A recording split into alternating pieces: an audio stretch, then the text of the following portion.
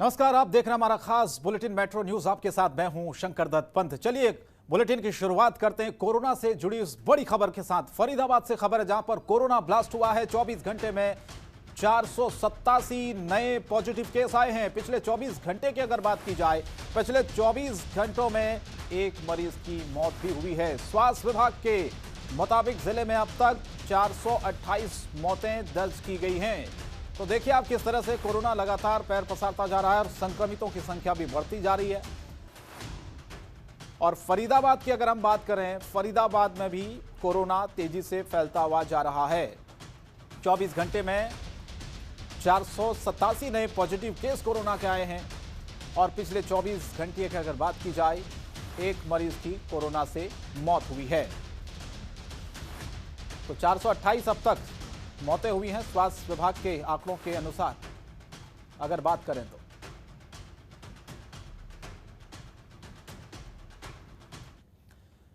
और बढ़ते आगे, गुरुग्राम के सेक्टर 14 की मार्केट में बीती रात भीषण आग लग गई। आग लगने से चारों तरफ हड़कंप मचा हुआ है। देखते ही देखते आग की चपेट में आसपास की 4 दुकानें भी आ गई हैं।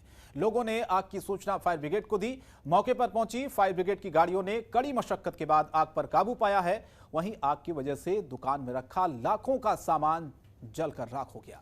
आग की वजह शॉर्ट सर्किट बताई जा रही है। तो शॉर्ट सर्किट की वजह से ये आग लगी है। गुरुग्राम की तस्वीर हम आपको दिखा रहे हैं।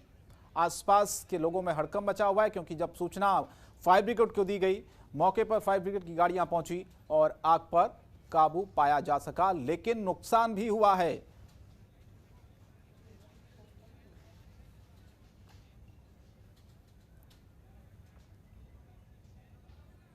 और वहीं हरियाणा में बढ़ती कोरोना संक्रमितों की संख्या के बीच गृह मंत्री अनिल विज ने प्रदेश में लॉकडाउन की संभावनाओं से इनकार कर दिया है। अनिल विज ने कहा कि प्रवासी श्रमिकों को घबराने की बिल्कुल जरूरत नहीं है, वो लोग यहीं रहें, क्योंकि हम कोई लॉकडाउन नहीं लगा रहे हैं। उन्होंने लोगों से कहा कि अफवाहों पर ध्यान न देकर सरकार की बातों को सुनें। हालांकि प्रदेश में बढ़ते कोरोना के मामलों को देखते हुए राज्य में नाइट कर्फ्यू लगाया गया है। इससे सरकार की मंशा साफ है कि किसी को कोई नुकसान ना हो और महामारी को भी रोका जा सके। इसीलिए नाइट कर्फ्यू में किसी भी प्रकार की छूट किसी को नहीं दी जाएगी। सिर्फ जरूरी सेवाओं से जुड़े व्यक्तियों को ही बाहर जाने की अनुमति मिलेगी। अनिल विज ने भी कहा कि हरियाणा में कोरोना वैक्सीन की कोई कमी नहीं है। 11 अप्रैल से 14 अप्रैल के बीच टीका उत्सव के दौरान 10 लाख लोगों को कोरोना वैक्सीनेशन लगाई गई है। अप्रैल में हरियाणा में 35 लाख लोगों को टीका लगाने का लक्ष्य रखा गया है। तो लॉकडाउन को लेकर जो अफवाहें चल रही थी, उस पर विराम लगाया है अनिल विज ने।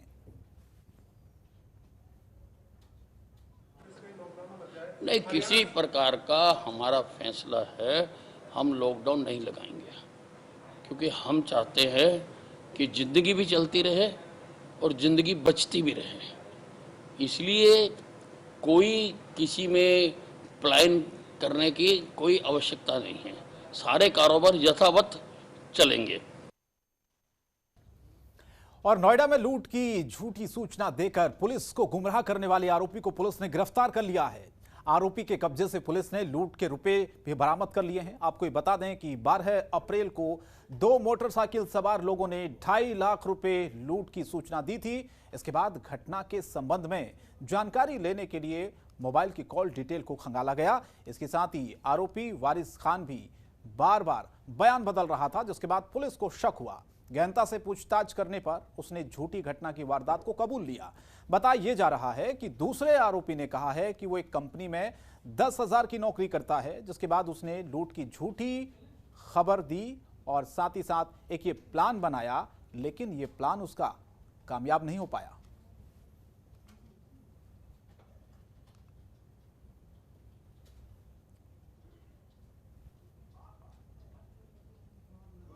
कल सेक्टर 24 थाना क्षेत्र में एक फर्जी लूट की सूचना मिली थी और उसमें एक व्यक्ति घायल अवस्था में पड़ा हुआ मिला था और उसकी सूचना मिली थी कि इस व्यक्ति से घायल करके 2.5 लाख रुपए लूट लिए गए हैं।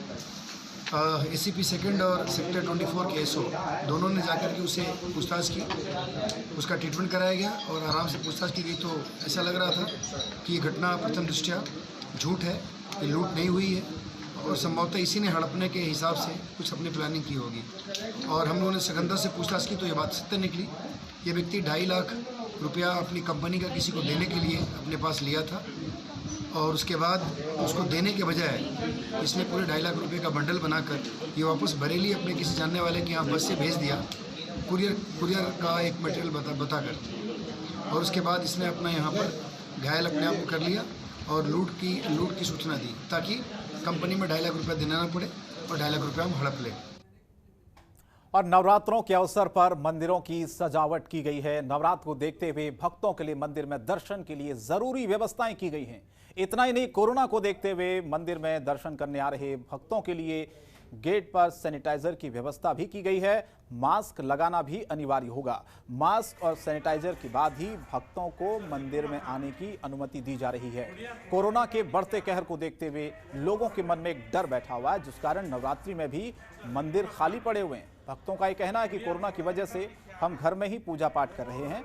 मंदिर के अंदर सोशल डिस्टेंसिंग का भी पूरी तरह से ख्याल रखवाया जा रहा है।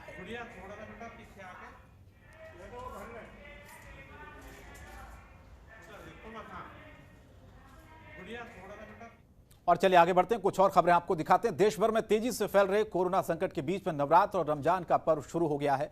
ऐसे में लोगों को कोविड से बचाव कराना प्रशासन के लिए दोहरी चुनौती बन गई है। इसी को देखते हुए ग्रेटर नोएडा पुलिस ने सामाजिक लोगों को बुलाकर एक बैठक की और कोरोना के बढ़ते मामलों को लेकर चर्चा की गई। बैठक में दोनों समुदाय के लोगों से अपील की गई है कि वे अपने अपने त्योहार मनाते हुए कोविड के गाइडलाइंस का ठीक तरीके से पालन करें और सुरक्षित रहें।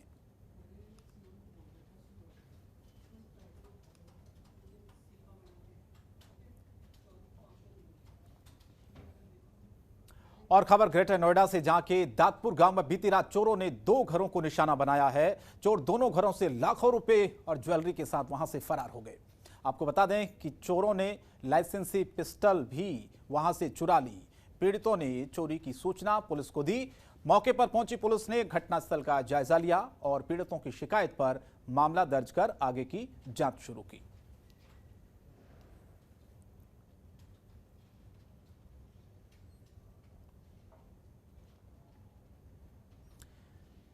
ग्रेटर नोएडा के सूरजपुर थाना क्षेत्र में पुलिस ने 16 लाख रुपए की लूट का खुलासा किया है। दरअसल बीते दिन कोरियन सेल्समैन और चालक ने पुलिस को 16 लाख की लूट को लेकर एक झूठी सूचना दी थी, जिस पर पुलिस ने कार्रवाई करते हुए कोरियर सेल्समैन चालक और एक अन्य को गिरफ्तार किया है। इस पूरे मामले में पुलिस ने यह भी बताया है कि आरोपियों ने झूठी सूचना दी थी क्योंकि वे सारों रुपयों का गबन कर रहे। इस बात पर किसी को शक ना हो, लेकिन पुलिस ने आरोपियों को आखिरकार गिरफ्तार कर लिया और गबन किए गए रुपयों में से 5 लाख रुपए से ज्यादा बरामद भी कर लिए गए हैं।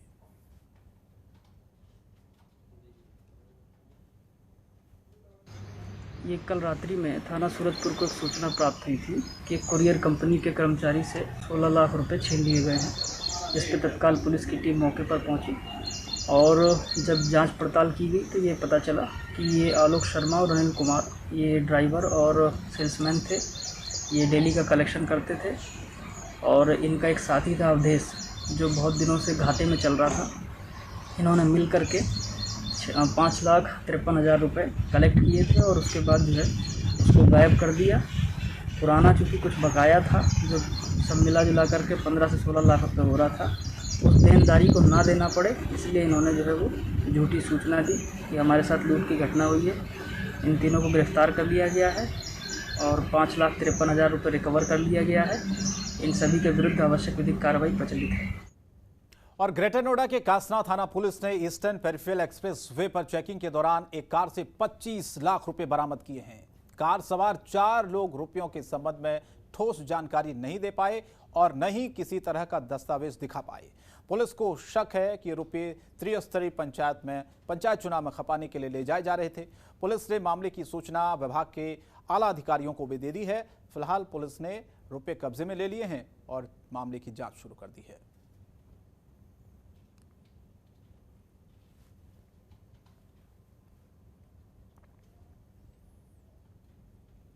और इंदिरापुरम स्थित जयपुरिया मॉल में अचानक से भीषण आग लग गई। जानकारी के अनुसार आग मॉल के तीसरे माले में लगी और देखते ही देखते आग ने विकराल रूप ले लिया।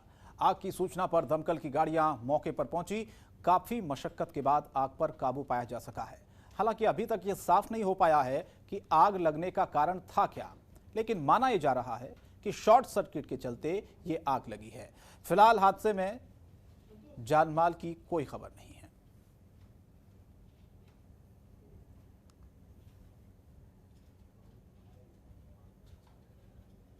और देश की राजधानी दिल्ली में लगातार कोरोना के मामले बढ़ते जा रहे हैं। वहीं दिल्ली में अब वैक्सीन को लेकर लोग जागरूक भी हो रहे हैं और वैक्सीन लगवाने भी आ रहे हैं। साउथ दिल्ली के अंबेडकर नगर हॉस्पिटल में वैक्सीनेशन को लेकर लोग बढ़ चढ़कर हिस्सा ले रहे हैं। अंबेडकर अस्पताल के एमडी डॉक्टर पीके मलिक के मुताबिक अस्पताल में 4 अलग-अलग वैक्सीनेशन सेंटर बनाए गए हैं, जिसमें करीब हर रोज 500 से 600 लोग कोरोना वैक्सीन लगवा रहे हैं। इसके साथ ही शुरू से ही कोविशील्ड वैक्सीन की डोज दी जा रही है।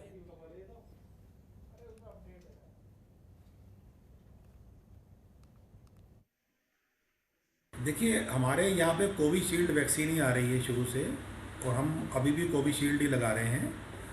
और नंबर करीब 500 से 650 के बीच में होता है नंबर जो हम वैक्सीन देते हैं डेली। हमारे 4 सेंटर चल रहे हैं, उसमें हम 500 से लेके 650 के बीच में अप्रॉक्सीमेट डेली नंबर आता है। कोरोना काल में साउथ ईस्ट दिल्ली से चौंका देने वाला एक मामला सामने आया है। साउथ ईस्ट दिल्ली के तारा अपार्टमेंट के पास बस स्टैंड पर लोगों की लंबी कतार दिखी। आपको बता दें कि लोग कोरोना को नजरअंदाज करते हुए घंटों तक डीटीसी बसों का इंतजार करते रहे। जहां दिल्ली सरकार ने कोरोना संक्रमण के फैलाव को रोकने के लिए डीटीसी बसों में लोगों के बैठने की सीट कम कर दी थी, वहीं यात्रा कर रहे लोगों का यह भी कहना है कि अगर दिल्ली सरकार बसों में सीटों की संख्या कम करती है तो बसों की संख्या भी बढ़ानी चाहिए, ताकि ऑफिस जाने के लिए लोगों को घंटों बस का इंतजार न करना पड़े। अगर ऐसा नहीं होता है तो लोगों को काफी दिक्कतें हो रही हैं। जैसे 2 सीट बाय सीट आदमी बैठ रहा था तो सही था, टाइम पे लोग पहुंच रहे थे। अब 2 सीटों पे एक आदमी कर दिया है तो कितनी मतलब 1.5 घंटा हो गया मुझे खड़े हुए। वैसे टाइम पे पहुंच जाता था। कितने बजे से आपकी ड्यूटी? 10 बजे से। 10 यहीं बज गया है मेरे को। तो आपको लेट होगा ऑफिस पे जाने? भाई लेट तो हो ही गया, आप क्या करेंगे बताओ, काम करें या ना करें? इसका कारण क्या मानते हैं, क्यों ये सब बसों की दिक्कत है? जैसे सीट बाय सीट चल रहा था वैसे ही चलते। पब्लिक थोड़ी यहाँ समझदार है, हाँ, जो अपने आप लाइन में लग जाती है और कंट्रोल करती है। पर बसें कम होने के कारण दिक्कत सबको हो रही है। अच्छा, बसों के कारण। एक बस में 17 सवारी, एक में 20, तो पब्लिक बहुत ज़्यादा परेशानी है। एक बस में कितने सवारी को बैठा रहे हैं? डीटीसी जो बस है उसमें 17 सवारी जा रही है, क्लस्टर में 20 सवारी जा रही है। बहुत दिक्कत है पब्लिक को बस के बारे। और दिल्ली में बढ़ते कोरोना मामलों को लेकर सभी के माथे पर चिंता की लकीरें खींच गई हैं। हालांकि केजरीवाल सरकार ये दावा जरूर कर रही है कि वो कोरोना से निपटने के लिए हर कोशिश कर रही है, साथ ही बिगड़ते हालात पर नजर भी रख रही है। बीजेपी का आरोप है कि दिल्ली में एक बार फिर कोरोना बेकाबू हो रहा है, लेकिन मुख्यमंत्री केजरीवाल इससे बेखबर हैं। वो केवल विज्ञापनों में दावा कर रहे हैं कि कोरोना से निपटने के लिए वो तैयार हैं। दिल्ली बीजेपी अध्यक्ष ने कहा है कि पिछली बार भी जब दिल्ली में कोरोना ने कहर बरपाया था तब गृह मंत्री ने स्थिति को संभाला था, तब भी मुख्यमंत्री केजरीवाल ने हाथ खड़े कर दिए थे।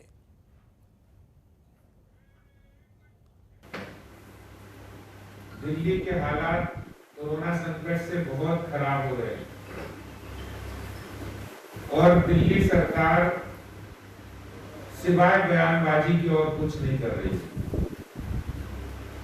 एक सरकार की फीलिंग, एक सरकार होने का एहसास जनता नहीं कर पा रही है। जब मुख्यमंत्री जी अपनी कुछ कामों का ढिंढोरा पीटते हैं तो वो उनके हर बोर्ड के अंदर, हर एडवर्टीजमेंट में वो ये एहसास जताने की कोशिश करते हैं कि मैंने कर दिया, डेंगू मैंने समाप्त कर दिया। दिल्ली के अंदर जो भी परिवर्तन आता है उसको वो खुद अपने ऊपर कर लेते हैं कि वो दिल्ली सरकार ने किया। और दिल्ली के बुराड़ी इलाके में कौशिक एनक्लेव के ऑस्कर रोड की हालत दिन पर दिन खराब होती जा रही है। यहाँ गाड़ियां तो दूर, लोग पैदल तक नहीं चल पाते हैं। सड़क को बनाने के लिए आरडब्ल्यू की तरफ से आंदोलन भी किया गया। जनतंत्र टीवी ने भी इस खबर को कई बार प्रमुखता से चलाया, जिसका असर बुराड़ी इलाके में देखने को मिला है। और कुछ समय पहले रोड को बचाने का काम शुरू किया गया। लगातार जिस तरह से पूरी रोड अभी तक नहीं बन पा रही थी, लेकिन इस खबर को दिखाने के बाद अधिकारियों ने इस पर संज्ञान भी लिया है। अब सड़क आप देख पा रहे होंगे पूरी तरह से बनकर तैयार हो गई है। ये काम बुराड़ी के विधायक संजीव झा की तरफ से कराया गया है। इसको लेकर आम आदमी पार्टी के वार्ड नंबर 7 के प्रभारी अनिल कौशिक का दावा है कि जहां पर भी लोगों की समस्याएं होंगी, इस तरीके की सड़कों की बात सामने आएंगी तो उन्हें जल्द से जल्द उस समस्या को दूर किया जाएगा। इसके साथ ही इस सड़क के बनने से यहां रहने वाले सैकड़ों लोगों को अब फायदा होगा। सड़क बनने के बाद स्थानीय लोगों ने जनतंत्र टीवी का धन्यवाद भी किया है। इसका हमें सबको बेनिफिट है ही। आज एक शहरी जीवन सा जीने लगे हैं, नहीं तो अब तक तो ऐसे ही कीचड़ में पड़े थे। और हम तो आपके चैनल को भी धन्यवाद कहेंगे कि भाई आपकी वजह से हमें बहुत कुछ फ़ायदा मिला है। और आने वाले टाइम में भी आपसे यही चाहेंगे कि कोई जो भी हमारी कोई प्रॉब्लम है या कोई समस्या है तो उनको आप उठाते रहें, जिससे आने वाले टाइम में सबको फ़ायदा होता। और साकेत में अनुपम सिनेमा के बाहर बने फुटपाथ पर अतिक्रमण को लेकर आरडब्ल्यू के लोग और स्थानीय लोग काफी परेशान हैं। फुटपाथ और रोड पर अतिक्रमण के कारण बुजुर्गों और बच्चों को चलने में काफी दिक्कतें होती हैं। वहीं आरडब्ल्यू के लोगों को इसको लेकर यह कहना है कि फुटपाथ पर हर रोज एक नई रेहड़ी लग जाती है और पूरे फुटपाथ को रेहड़ी और ऑटो वालों ने घेर कर रखा हुआ है। रोड पर अतिक्रमण हटाने के खिलाफ आज साकेत के 14 आरडब्ल्यू मेंबरों ने अनुपम सिनेमा के बाहर रोड पर विरोध भी किया। विरोध करते हुए उन्होंने कहा कि अतिक्रमण को लेकर हमने कई बार स्थानीय विधायक, निगम पार्षद और एमसीडी के डिप्टी कमिश्नर से भी शिकायत की, लेकिन उनकी समस्याओं को नहीं सुना गया। आरडब्ल्यू के साउथ दिल्ली का पौष इलाका साकेत में ये पीवीआर अनुपम है। ये पूरा आप देख सकते हैं। यहाँ पर आज यहाँ जो साकेत में 14 आरडब्ल्यू के लोग यहाँ पर इकट्ठे हुए हैं। ये देखिए, ये पार्किंग चल रहे हैं अवैध। और जिस तरीके से यहाँ पर कोई महिलाएं अंदर जाने के लिए उनका कुछ भी हो सकता, सारी फंस सकता, गिर सकती हैं। और दूसरी तरफ मैं दिखाऊंगा, ये रोड है, किस तरीके से बाइक लगे हुए हैं, चलने को दुश्वार हो गए हैं। आइसक्रीम वाले, ऑटो वाले घेरे रहते हैं। आखिर रोड पे एक गाड़ी लग जाती है तो जाम लग जाते हैं। कहीं न कहीं यहाँ के जो 14 आरडब्ल्यू के लोग हैं सभी नाराज हैं। किस तरीके से इन लोगों ने डीसी को, एमएलए को, निगम पार्षद को, सभी को कंप्लेन दी, मगर किसी ने सूद नहीं लिया। अब आरडब्ल्यू के सभी फैमिली, उनके बच्चे को चलने में दिक्कत, इन लोगों को चलने में, सीनियर सिटीजन काफ़ी हैं। मैं आरडब्ल्यू के जो प्रेसिडेंट है, मैं बात करता हूं, किस तरीके से इन लोगों ने कंप्लेन दिया। सर क्या कहेंगे आप सर नाम बताएं। मैं सुरेंद्र कुमार हूं जी सर। मैं एन ब्लॉक का जनरल सेक्रेटरी हूं जी। आप अगर सेलेक्ट सिटी मॉल से थोड़ा सा इधर आए तो रोज वहाँ कोई ना कोई एक खोंचा बन जाता है, एक सिगरेट वाला स्टॉल आ जाता है और कोई टायर वाली दुकान लगा के बढ़ जाते हैं। और उससे आगे अगर जाए बिल्कुल टी पॉइंट तक आप देखेंगे खोखा मार्केट है, वहाँ पे रोज एक नया स्टॉल बन जाता है, एक नया ईटरी खुल जाता है, वहाँ लोग खड़े होते हैं। आप अभी भी जाके देख लीजिए, वहाँ पे सब खाना खा रहे हैं। और ये डोसे वाली दुकानें हैं, चलने के लिए जगह नहीं है, ऊपर से बसें चलती हैं, इतना बिजी रोड है वो। और दूसरी बात, वहाँ पे पूरे वहाँ से लेकर एक भी आपको टॉयलेट नज़र नहीं आएगा। ये लोग जो जितना वहाँ खड़े रहते हैं, ग्राम सेवा वाले या दूसरे लोग, तो ऑटो वाले, वो सारी हमारी एन ब्लॉक की जो दीवार है उस पर सारे यूरिनल टाइप उसको यूज़ करते हैं। और जो हमारे लोग वहाँ रहते हैं उनको इतनी बदबू आती है रात को, वो हमें शिकायत करते हैं, लेकिन इसके बारे में कोई सुनने वाला नहीं है। कहीं न कहीं जिस तरीके से यहाँ पर मैं जो है बगल में स्कूल है, यहाँ पर पान की दुकान है, और यहाँ पर जिस तरीके से कब्जा लोग किए हुए हैं, बाइक को लगाकर लोगों को जाने में दिक्कत होता है, कहीं न कहीं ये एमसीडी की लापरवाही का मामला है। दिल्ली से शाहनवाज खान, जनतंत्र टीवी। और आगे बढ़ते हैं। साउथ दिल्ली के साकेत केएम ब्लॉक में एक निजी मोबाइल कंपनी की तरफ से टावर लगाए जाने पर स्थानीय लोग विरोध कर रहे हैं और इस विरोध की जानकारी देते हुए स्थानीय लोगों ने यह भी बताया है कि विरोध के बाद भी करीब 6 दिन पहले एक निजी मोबाइल कंपनी की तरफ से टावर लगाने के लिए नींव डाल दी गई थी, जिसके बाद आरडब्ल्यू के लोगों ने जांच पड़ताल की तो पता चला कि उन्हें टावर लगाने का किसी ने कोई अधिकार नहीं दिया था। वो अपने मन से ही टावर लगाने का काम कर रहे थे। आपको बता दें कि मोबाइल टावर से रेडिएशन निकलता है और उन रेडिएशन से कैंसर जैसी बीमारियां हो जाती हैं। विरोध करते हुए स्थानीय लोग अब ये मांग कर रहे हैं कि यहां पर टावर किसी भी कीमत पर नहीं लगना चाहिए। इस मामले को लेकर स्थानीय निगम पार्षद ये कह रहे हैं कि वो साकेत के लोगों के साथ खड़ी हैं और किसी भी कीमत पर यहां पर टावर को लगने नहीं दिया जाएगा। ये सरिया इन्होंने कुछ दिन पहले, करीब 5-6 दिन पहले रातों रात डाला था। सुबह हमने आके देखा तो यहाँ पे सरिया पड़ा हुआ और ये पड़ा हुआ, तो पता चला यहाँ पे टावर बन रहा है। हमने इनको काम रोकने को बोला, इन्होंने काम नहीं रोका। हमने मैडम कृष्णावती जो पार्षद हैं उनको फ़ोन किया, उन्होंने अपने आदमी भिजवा के, वो यूपी में थी, उन्होंने वहीं से फ़ोन करके आदमी भिजवा के इस काम को रुकवाया। उसके बाद अगले दिन फिर इन्होंने काम शुरू कर दिया। फिर हम लोगों ने एक तो लेटर पार्षद को लिखा, एक एमएलए साहब को लिखा, एक कमिश्नर को लिखा जिन्होंने इसको इजाज़त दे रखी हुई जो ये कहते हैं, और एक पुलिस स्टेशन में लिखा कि रेजिडेंशियल कॉलोनी के अंदर टावर नहीं लग सकता, इससे रेडिएशन से कैंसर जैसी बीमारियां सारे सीनियर सिटीजन जो यहाँ रहते हैं उनको होंगी। उसके बाद इन्होंने काम फिर शुरू कर दिया आके। फिर हम लोगों ने इनको सब लोगों ने इकट्ठे हो गए, ज़बरदस्ती यहाँ से बोल के उठा के सामान इनका यहाँ से हटवाया। और मेट्रो न्यूज में फिलहाल आज के लिए इतना ही, लेकिन जनतंत्र टीवी पर खबरें जारी रहेंगी। नमस्कार। खबरों के निष्पक्ष विश्लेषण के लिए सब्सक्राइब करें Jantantra TV and press the bell icon. Never miss any update.